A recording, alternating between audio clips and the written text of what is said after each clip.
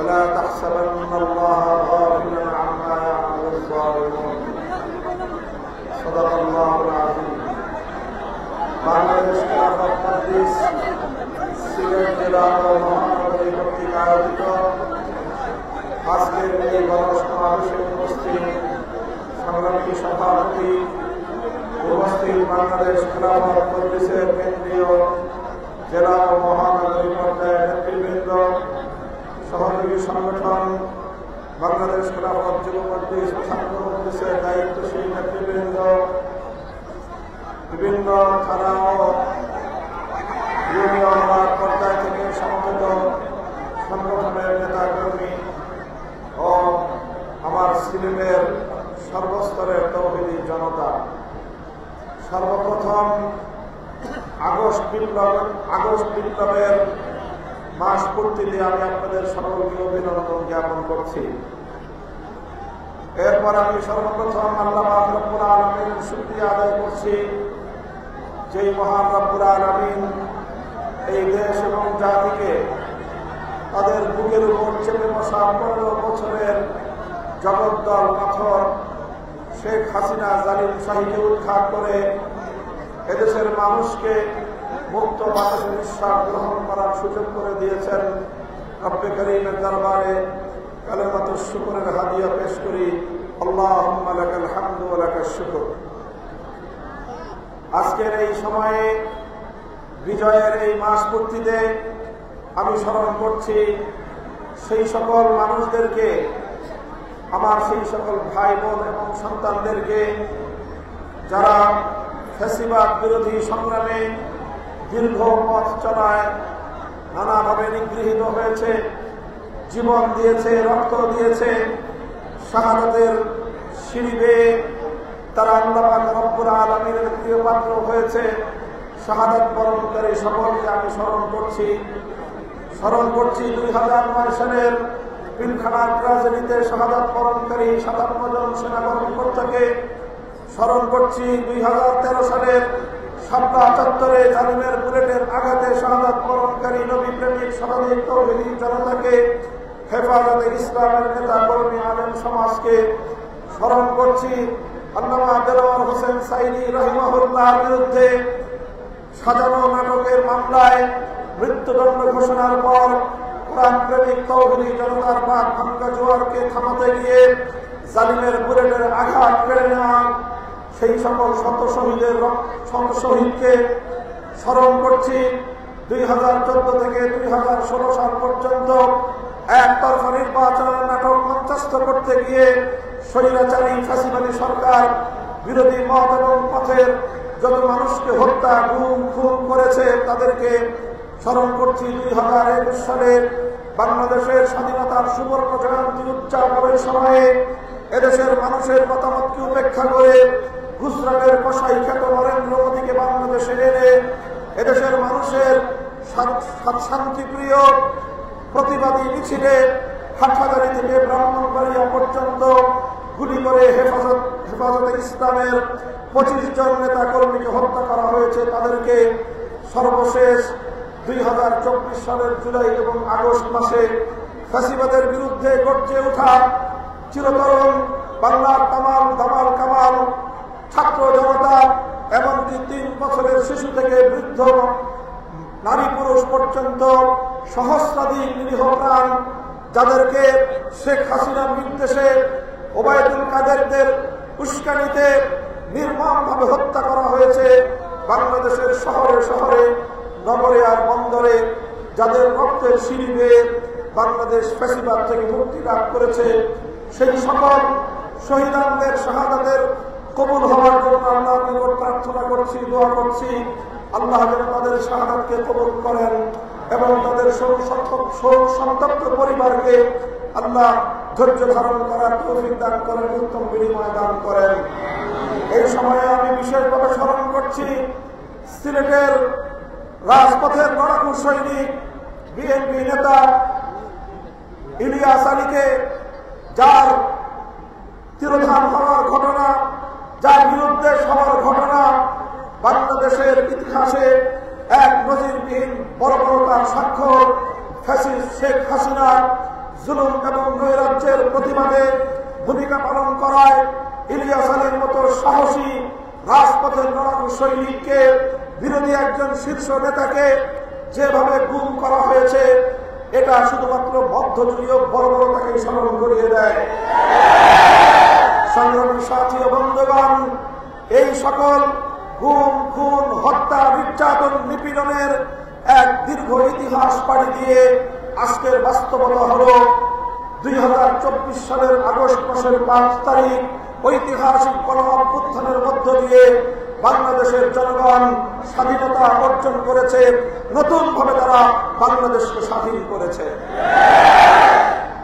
এই স্বাধীনতার প্রেক্ষিতে আমি স্বাধীনতার এই সংগ্রামে নেতৃত্ব দানকারী ছাত্র জনতা সহ দেশবাসীকে একটি কথা স্মরণ করিয়ে দিতে চাই, স্বাধীনতা অর্জন করা যত কঠিন, স্বাধীনতা রক্ষা করা তার চেয়েও বেশি কঠিন। আমি অত্যন্ত দুঃখের সাথে মর্মাহত হয়ে স্মরণ করছি 1971 সালের ঘটনা। 1971 সালে বাংলাদেশ রক্তক্ষয়ী এক মুক্তিযুদ্ধের মধ্য দিয়ে স্বাধীনতা অর্জন করেছিল। যেই স্বাধীনতার বুনিয়াদ ছিল এদেশের মানুষকে মুক্ত করে ছাড়বো ইনশাআল্লাহ। ইনশাআল্লাহর মাধ্যমে যে সংগ্রামের সূচনা হয়েছিল, যেখানে কোরআন সুন্নাহ বিরোধী কোন আইন তৈরি না করার অঙ্গীকার এবং কমিটমেন্ট ছিল, সেই স্বাধীনতার বুনিয়াদ। জালিমের বিরুদ্ধে মজলুমের লড়াই ছিল সেই স্বাধীনতার শিরোনাম। যেই স্বাধীনতা এভাবে অর্জন করা হয়েছিল, কিন্তু দুঃখজনকভাবে হলেও সত্য, আমরা স্বাধীনতার কিছুদিন পরেই দেখলাম সেই স্বাধীনতা, লাখো প্রাণের বিনিময়ে অর্জিত সেই স্বাধীনতা ছিনতাই হয়ে গিয়েছে। স্বাধীনতা যুদ্ধ হয়েছিল জালিমকে হটানোর জন্য, স্বাধীনতার সংগ্রাম হয়েছিল কোরআন সুন্নাহ বিরোধী আইন তৈরি না করার অঙ্গীকারের উপর ভিত্তি করে। অথচ স্বাধীনতার পরপর দেখলাম 71-এর চেতনাকে ভুলণ্ডিত করে 72-এর নতুন চেতনা তৈরি করা হয়েছে। আর এভাবেই পার্শ্ববর্তী একটি রাষ্ট্র যারা বাংলাদেশের ইসলামী সভ্যতা, মুসলিম জাতিসত্তার পরিচয়কে কোনোদিনও মেনে নিতে পারে নাই, তারা প্রেসক্রিপশনের মাধ্যমে একটি সংবিধান তৈরি করে দেয়, যেই সংবিধানের মধ্যে বাংলাদেশের গণমানুষের অভিপ্রায় এবং ইচ্ছার প্রতিফলন ঘটেনি। আর এরপর বিগত 50 বছর ধরে 72-এর সংবিধানকে মুক্তিযুদ্ধের চেতনা বলে চালিয়ে দিয়ে এই দেশের ইসলাম বিরোধী শক্তি, এদেশের মুসলিম জাতিসত্তা বিরোধী শক্তি বারবার স্বাধীনতার সংগ্রামকে ব্ল্যাকমেইল করার চেষ্টা করেছে। কাজে আমি স্পষ্ট ভাষায় বলতে চাই, 71-এর চেতনা 72-এর সংবিধানের মাধ্যমে যারা ছিনতাই করেছিল, আর নতুন কোন ষড়যন্ত্রের মাধ্যমে 2024-এর আগস্ট বিপ্লবকে যেন কেউ ছিনতাই করতে না পারে, এজন্য বিপ্লবীদেরকে সদা সদা থাকতে হবে। সংগ্রামী সাথী ও বন্ধুগণ, আমি এজন্য বলতে চাই, বাংলাদেশ, এই দেশ তিনটি আধিপত্যবাদ বিরোধী সংগ্রামের মধ্য দিয়ে তার মানচিত্র এবং তার জাতিসত্তাকে অর্জন করেছে। তাদের প্রথম সংগ্রাম ছিল আধিপত্যবাদী ব্রিটিশের বিরুদ্ধে, দ্বিতীয় সংগ্রাম ছিল আধিপত্যবাদী কলকাতার দাদাবাবুদের বিরুদ্ধে, তৃতীয় সংগ্রাম ছিল আধিপত্যবাদী পশ্চিম পাকিস্তানের খান পাঠানদের বিরুদ্ধে। আমরা তখনও বলেছিলাম পিন্ডিয়ার ইসলামাবাদের নাগপাশ থেকে মুক্তি লাভ করেছি দিল্লির গোলামি করবার জন্য নয়। কিন্তু দুঃখ এবং পরিতাপের বিষয়, বিগত 50 বছর ধরে এই পতিত স্বৈরাচারী নব্য ফেরাউন, আজকের যুগের ফেরাউন ফ্যাসিস্ট শেখ হাসিনা 50 বছর ধরে যে রাজনীতি করেছে, তার নেতৃত্বে সন্ত্রাসী আওয়ামী লীগ যে রাজনীতি করেছে, সেই রাজনীতি ছিল বাংলাদেশের মাটি এবং মানুষের বিরুদ্ধে রাজনীতি। শেখ হাসিনার রাজনীতি নিয়ে পর্যালোচনা করলে তার যে মৌলিক বৈশিষ্ট্য খুঁজে পাওয়া যায়, শেখ হাসিনার রাজনীতির প্রথম বৈশিষ্ট্য ছিল, শেখ হাসিনার রাজনীতি ছিল প্রতিশোধ পরায়ণতার রাজনীতি। শেখ হাসিনার রাজনীতির দ্বিতীয় বৈশিষ্ট্য ছিল, শেখ হাসিনার রাজনীতি ছিল বিভাজনের রাজনীতি। বাংলাদেশের মানুষকে বিভক্ত করে দেশকে শাসন শোষণ করার সে একটি পন্থা খুঁজে পেয়েছিল। শেখ হাসিনার রাজনীতির এই ছিল বৈশিষ্ট্য। 1975 সালে যখন একটি বিপ্লবের মধ্য দিয়ে একটি অভ্যুত্থানের মধ্য দিয়ে বাকশালীদের পতন হয়েছিল, 1975 সালের 15ই আগস্ট শেখ মুজিবুর রহমান সাহেব সহ তার পরিবারকে হত্যা করা হয়েছিল। সেই হত্যাকাণ্ডে অনেক নিরাপরাধ নারী এবং শিশুরা নিহত হয়েছে, সেটার জন্য আমরা সমবেদনা জ্ঞাপন করি। কিন্তু শুধুমাত্র 15ই আগস্টই হত্যাকাণ্ড ঘটেনি, বরং 71-এর মুক্তিযুদ্ধ পরবর্তী সময়ে 3.5 বছরে বাকশালী স্বৈরাচারী ফ্যাসিস্ট আওয়ামী সরকার তখনও বাংলাদেশে খুন, গুম এবং হত্যার রাজনীতি করেছিল। বাংলাদেশের 30,000 দামাল যুবকদেরকে তুলে নিয়ে হত্যা করেছিল। মায়া কান্না করা হয় শুধুমাত্র 15ই আগস্টের নিহতদের জন্য।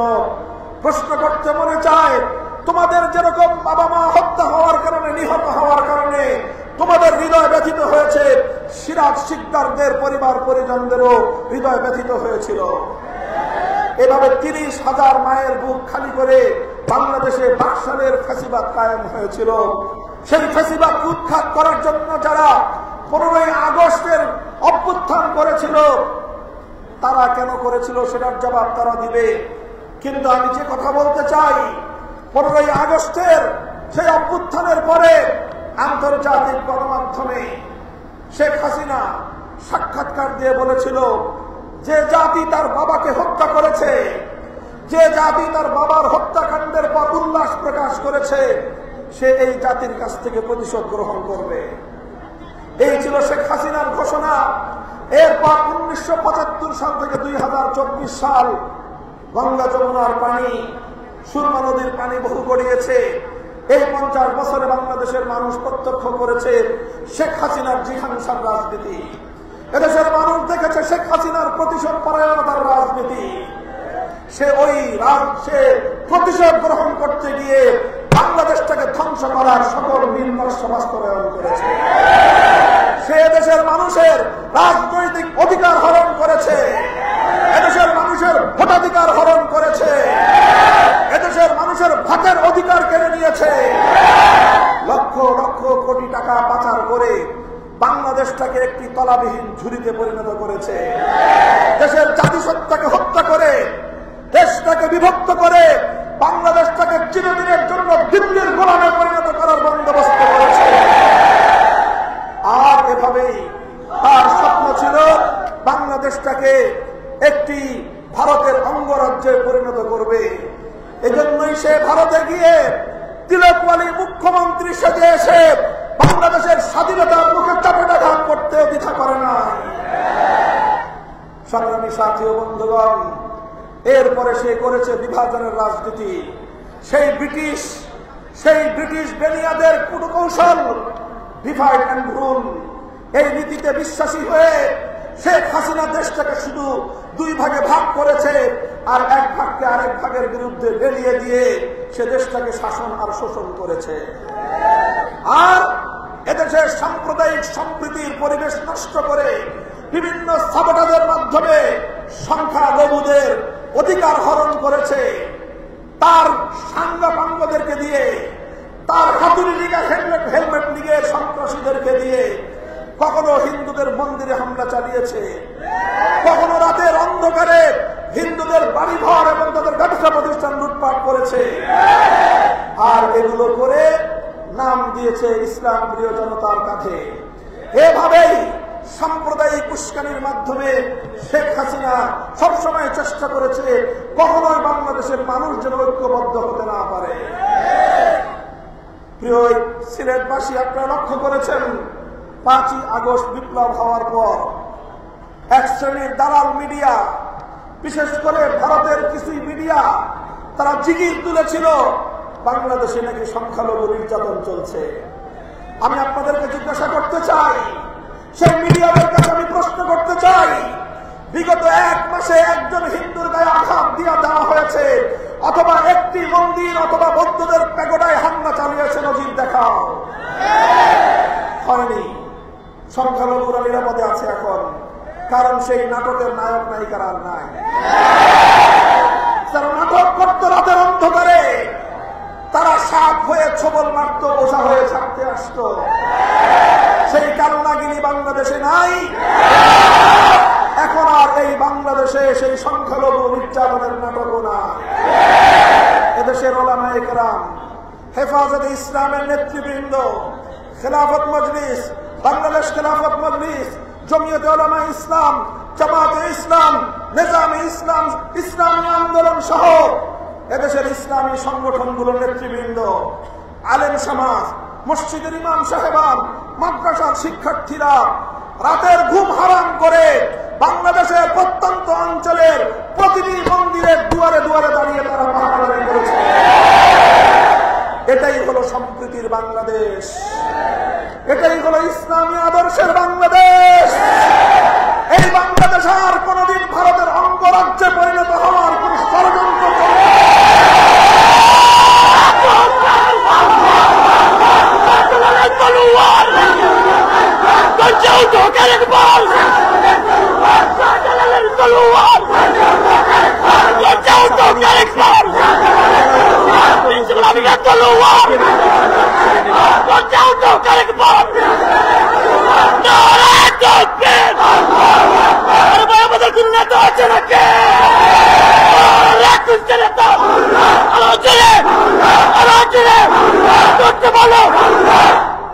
সংগ্রামী সাথী ও বন্ধুগণ, আমরা বলতে চাই, এভাবে সাম্প্রদায়িক সম্প্রীতির যে নজির স্থাপন করা হয়েছে, এটাই বাংলাদেশের প্রকৃত চিত্র। শেখ হাসিনার বিভাজনের রাজনীতির বিরুদ্ধে আগস্ট বিপ্লবকারী ছাত্র নেতৃত্বের মাধ্যমে বাংলাদেশে একটি অভূতপূর্ব ঐক্য সূচিত হয়েছিল। স্কুল কলেজের স্টুডেন্ট, কলেজ ইউনিভার্সিটির ছাত্র, আমার মাদ্রাসার ছাত্ররা এক কাতারে রাজপথে দাঁড়িয়ে গিয়েছিল। আর ঐক্যই ছিল বাংলাদেশের বিপ্লবের শক্তি। এই ঐক্যের শক্তির কাছেই পরাজিত হয়েছে হাসিনা সরকার। তাই আজ ওই হাসিনা সরকারের দোসর সুশীল নামে একটা গোষ্ঠী আবার নতুন করে ইসলামের বিরুদ্ধে জিগির তুলতে চায়। তারা বাংলাদেশকে আবার নাস্তিক্যবাদের দিকে ধাবিত করার চেষ্টা চালায়। পরিষ্কার ভাষায় বলি, শাহজালালের বাংলাদেশে সাম্প্রদায়িক সংঘাত চলবে না, নাস্তিক্যবাদ চলবে না।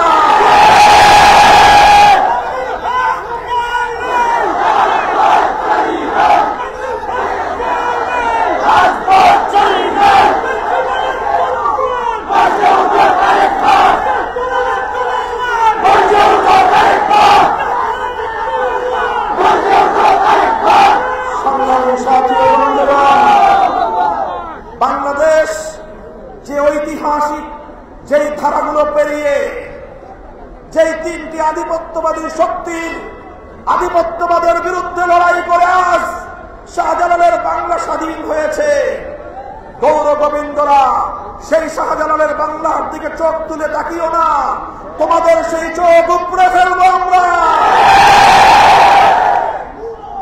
বিগত 15টি বছর 3টি জাতীয় নির্বাচনে ভারত বাংলাদেশের 18 কোটি মানুষের অধিকারকে নিজের পায়ের নিচে পিষ্ট করেছে। তারা শুধু শেখ হাসিনার ক্ষমতার চিন্তা করেছে, এদেশের মানুষের মতামতের বিন্দুমাত্র তোয়াক্কা করে নাই। কূটনৈতিক ন্যূনতম শিষ্টাচার তারা বর্জন করেছিল। তাই আমরা ভারতকে বলবো, প্রতিবেশী বন্ধুসুলভ রাষ্ট্র হিসেবে থাকতে চাইলে ওয়েলকাম, স্বাগত জানাই। কিন্তু শাহজালালের বাংলাকে যদি আবার করতে চাও, এদেশের স্বাধীনতাকে যদি বিপন্ন করতে চাও, আমার দেশের অর্থনীতিকে যদি বিপর্যস্ত করতে চাও, আমার দেশের মানুষের অধিকার নিয়ে যদি ছিনিমিনি খেলতে চাও, শাহজালালের সৈনিকরা আবার তোমার বিরুদ্ধে যুদ্ধে প্রস্তুত রয়েছে।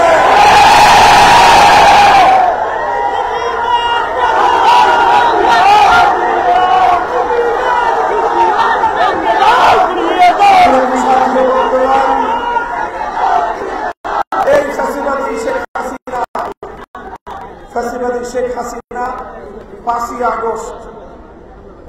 আগস্ট প্রত্যক্ষদর্শী যারা গণভবনে গিয়েছিল প্রথম মুহূর্তে তাদের বিবরণ এসেছে দুপুরবেলায়ও 12 আইটেম দিয়ে তার দুপুরের লাঞ্চ তৈরি হয়েছিল। মঞ্চে এসে কান্না জুড়ে দিতেন যে এত নিহত মানুষের আহাজারিতে তার নাকি বুকটা ফেটে যায়। এই নাটক বহুবার দেখেছে বাংলাদেশের মানুষ। যখন এদেশের মানুষ খেতে পায় না, এদেশের মায়েরা তাদের সন্তান হারিয়ে বুক ফাটা আত্মচিৎকার করে, তখন গণভবনে 12 আইটেমের বুফে তৈরি হয়।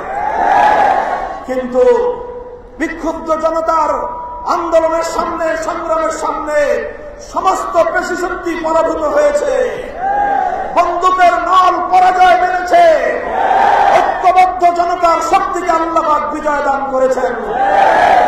শেখ হাসিনাকে বানানোর জন্য বাংলাদেশ তার 1 ইঞ্চি সড়ক পথ অথবা 1 ইঞ্চি নৌপথ ব্যবহার করতে দেয় না। আকাশে উড়াল দিয়ে গিয়ে নরেন্দ্র মোদীর ঘরে পড়েছে। নরেন্দ্র মোদী তাকে স্থান দিয়েছে। আমরা অন্তর্বর্তীকালীন সরকারকে বলতে চাই, এই সকল গণহত্যা, 2009 সালের পিলখানার গণহত্যা, 2013 সালের শাপলার গণহত্যা, 2024 সালের এই বৈষম্য বিরোধী আন্দোলনের গণহত্যায় সকল নিহত শহীদ ব্যক্তিদের হত্যাকাণ্ডের বিচার করতে হবে। ভারত থেকে আন্তর্জাতিক চুক্তির শর্ত অনুযায়ী আসামি, হত্যাকাণ্ডের আসামি, শত শত হত্যাকাণ্ডের আসামি শেখ হাসিনা এবং তার খুনি মন্ত্রিসভার সদস্য এবং প্রশাসনের তার রেসপন্সার যারা মানুষকে নির্বিচারে হত্যা করেছে, তাদের সকলকে ধরে ধরে বিচারের কাঠগড়ায় দাঁড় করাতে হবে।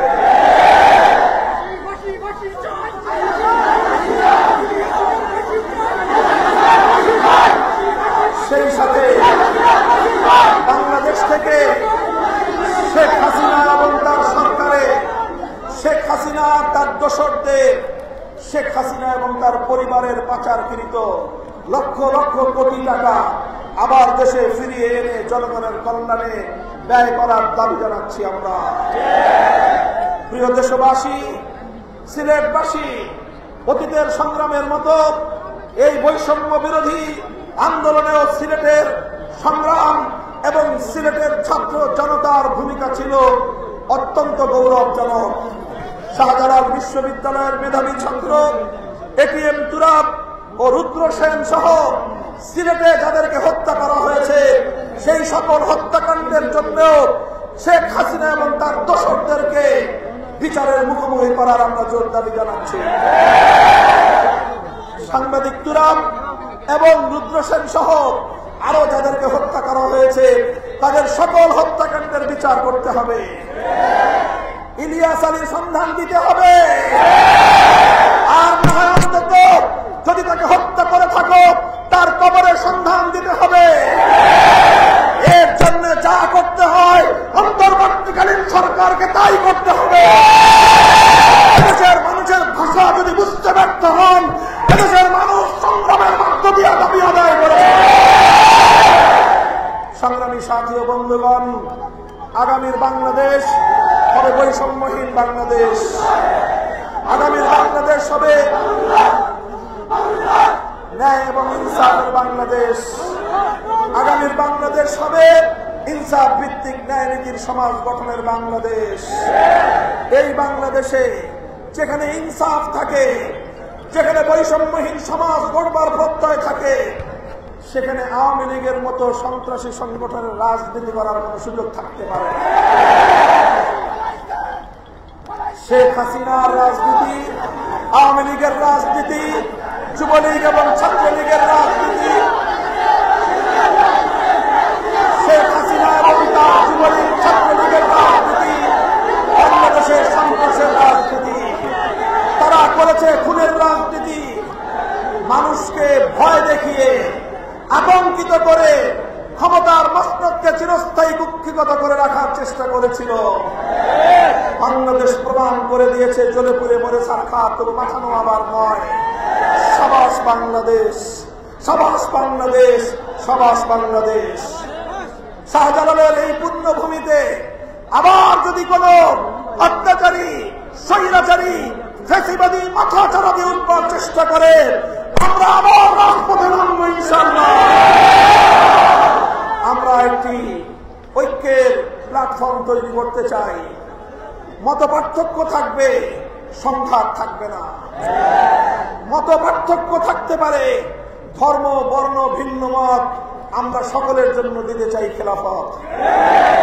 প্রিয় সিলেটবাসী, আমি আপনাদেরকে বলতে চাই, আমরা বলতে চাই, বৈষম্য বিরোধী আন্দোলন যদি চূড়ান্ত পর্যায়ের সফলতা অর্জন করতে হয়, যদি চূড়ান্ত ন্যায় এবং ইনসাফ ভিত্তিক সমাজ গঠন করতে হয়, মানব রচিত কোন তন্ত্রমন্ত্র দিয়ে পরিপূর্ণ ইনসাফ ভিত্তিক সমাজ গঠন করা কশিনকালেও সম্ভব নয়। এজন্য প্রয়োজন সৃষ্টিকর্তা মহান রব্বুল আলামিন আল্লাহ প্রদত্ত রাজনৈতিক বন্দোবস্ত। আর আল্লাহ যে রাজনৈতিক ব্যবস্থা দিয়েছেন সেটা হল আল্লাহর প্রতিনিধিত্বের রাজনীতি, সেটাকেই বলা হয় খেলাফতের রাজনীতি। আসুন আসুন, বাংলাদেশে যে জাগরণ শুরু হয়েছে সত্যের পক্ষে, বাংলাদেশে যে জাগরণ শুরু হয়েছে, ইসলামকে যেভাবে বাংলাদেশের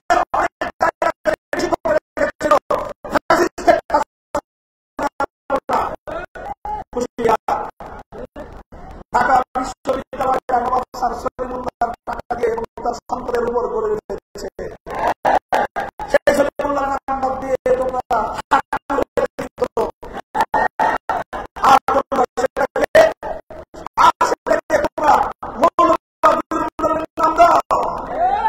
আমরা বলতে চাই, ঢাকা বিশ্ববিদ্যালয়কে নবাব স্যার সলিমুল্লাহর প্রতি কৃতজ্ঞতা প্রকাশ করতে হবে। বিশ্ববিদ্যালয় প্রতিষ্ঠার বিরোধিতাকারী রবীন্দ্রনাথ ঠাকুরের প্রকৃত ইতিহাস জাতির সামনে উন্মোচন করতে হবে। বাংলাদেশের স্বাধীনতার প্রায় 20-30 বছর আগে মৃত্যুবরণকারী পশ্চিমবঙ্গকে নিয়ে পূর্ববঙ্গ বাংলাদেশের বিরুদ্ধে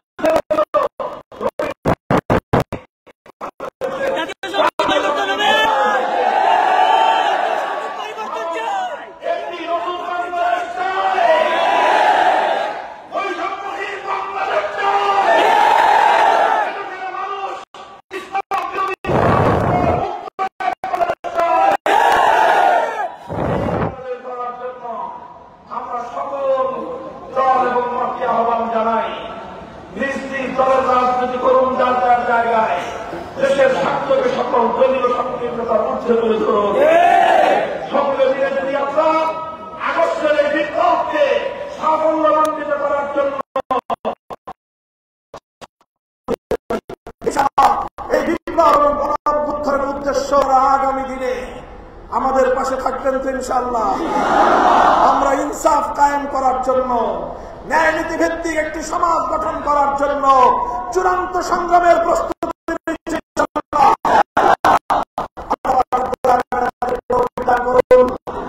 বাংলাদেশ ইনশাআল্লাহ যেভাবে 3টি আধিপত্যবাদ বিরোধী সংগ্রামের মধ্যে দিয়ে তার অভ্যুদয় ঘটেছিল, সেই বাংলাদেশ ইনশাআল্লাহ তার সেই সংগ্রাম সফলতার মন্দির পর্যন্ত পৌঁছে যাবে।